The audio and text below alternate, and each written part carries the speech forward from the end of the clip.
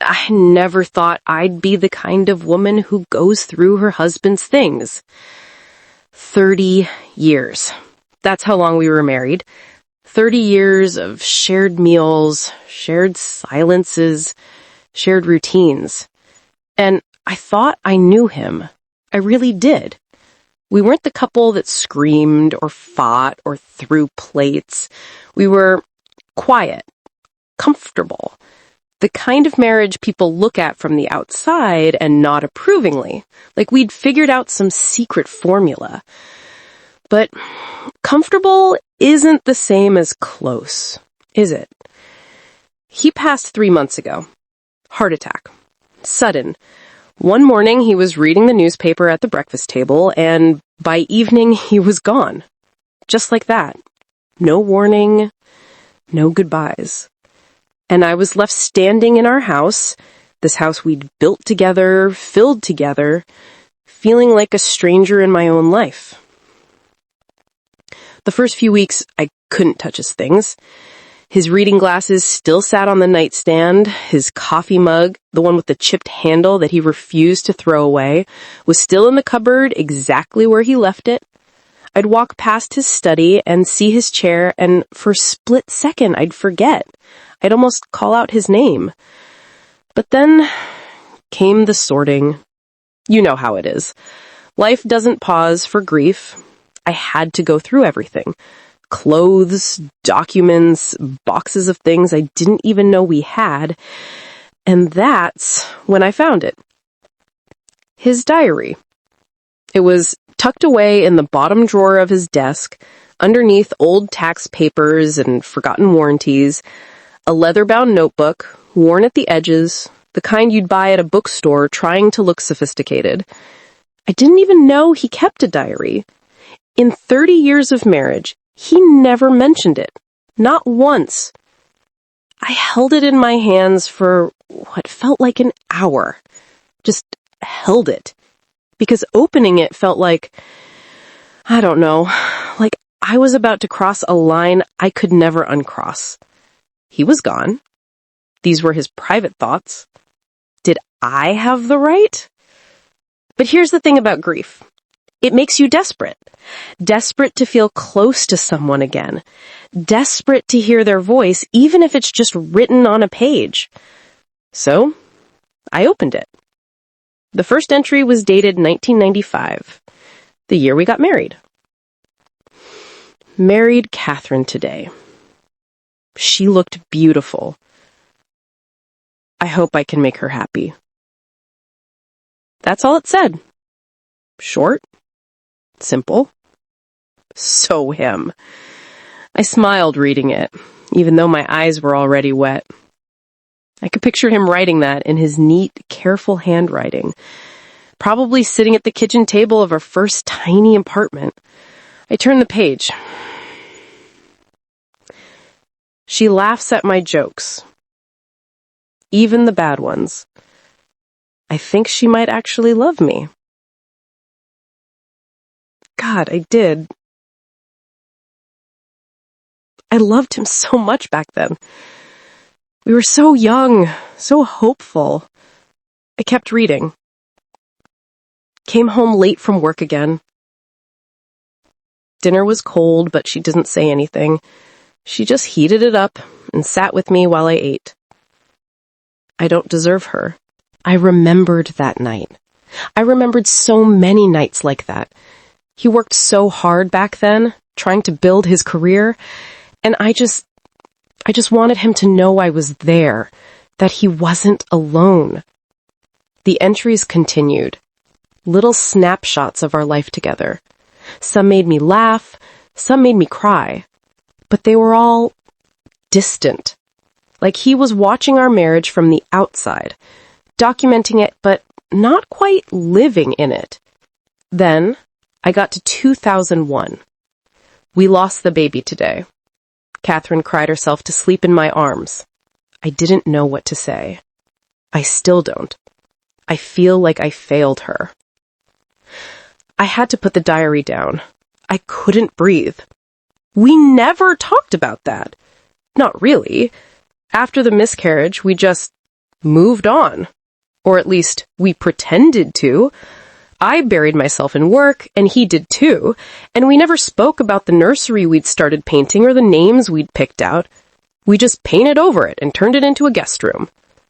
But he remembered. Of course he remembered. I kept reading, page after page, year after year. And slowly, something started to shift. The entries became different, more guarded, more coded. Sometimes I wonder what my life would have been like if I'd made different choices. Saw her today, just for coffee. It felt like breathing again. Wait, her?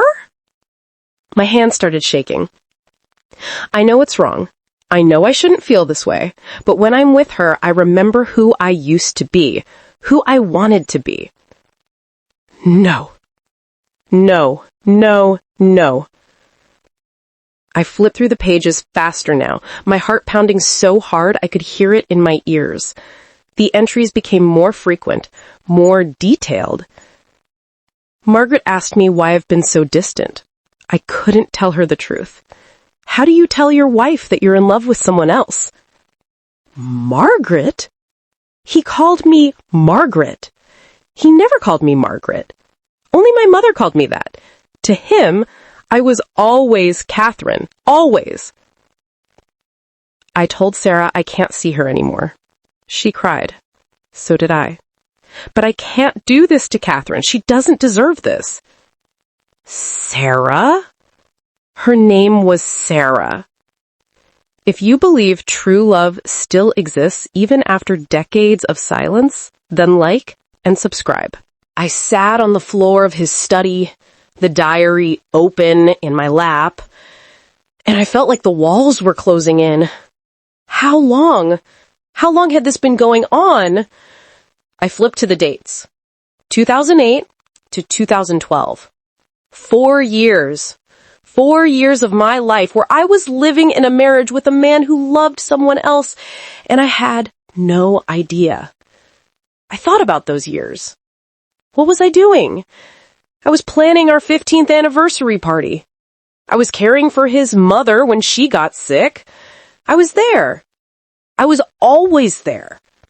And he was... Where was he? The entries after 2012 were different, sparse, mechanical. Life goes on. That's what everyone says, right? Life goes on. Catherine made my favorite dinner tonight. I pretended to enjoy it. Pretended! He pretended! I wanted to stop reading. I should have stopped, but I couldn't. I had to know. I had to know everything. The last entry was dated just 2 weeks before he died. My hands were trembling so badly I could barely hold the page. I read it once, then twice, then a third time because I couldn't believe what I was seeing. I saw Sarah at the grocery store today, after all these years. She looked exactly the same. She was with her husband and her kids. They looked happy. She didn't see me, and I'm glad. Because I realized something, standing there in the frozen food aisle. I wasn't in love with her. I was in love with the idea of her. The idea of escape. The idea of being someone different. I came home, and Catherine was in the garden, planting those ridiculous flowers she loves. She looked up and smiled at me like she always does. Like I'm worth smiling at. And I thought, God, I've been such a fool. I've spent 30 years with the most patient, most loyal, most beautiful person I've ever known. And I've been too blind to see it. Too caught up in my own head to appreciate what was right in front of me. I don't know if I deserve her forgiveness. I don't even know if I deserve her. But I'm going to spend whatever time I have left trying to be the man she thinks I am. The man she's always believed I could be. I love you, Catherine. I'm sorry it took me this long to really understand that. I'm sorry for the years I wasted. I'm sorry I never told you. But I do. I love you. I always have. I just forgot how to show it. That was it. The last thing he ever wrote. I sat there on the floor of his study, surrounded by 30 years of our life together, and I didn't know whether to scream or cry or laugh or all three at once. Because he was right. He was such a fool. And so was I. All those years of silence, all those years of comfortable distance. We could have talked. We could have fought. We could have broken down every wall between us and actually been honest with each other. But we didn't. We just existed, side by side, two people living parallel lives in the same house. And now he was gone, and I was holding this diary, and I finally knew the truth. He loved me. He really did love me. But he also loved someone else. And he came back.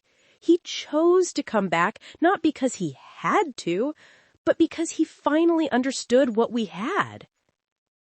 But did I want that? Did I want to be chosen after being second choice for so long? I don't know. I honestly don't know. What I do know is this. Marriage isn't a fairy tale. It's not perfect people living perfect lives. It's flawed people trying their best and sometimes failing badly, and somehow, despite everything, finding their way back to each other. Or not. Sometimes they don't. I think about those last 2 weeks of his life.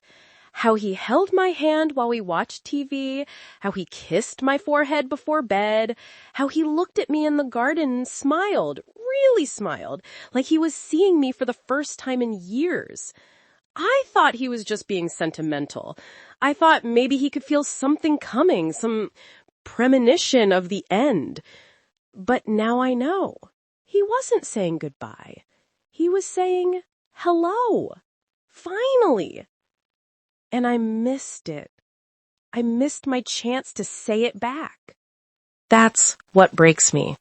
Not the affair that never quite happened, not the 4 years of loving someone else, but those last 2 weeks when he was finally, truly mine.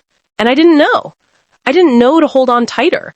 I didn't know to tell him that I saw him too, that I forgave him, that despite everything, I loved him.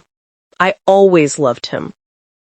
I closed the diary and put it back in the drawer. I don't know if I'll ever open it again. Maybe I will. Maybe I won't.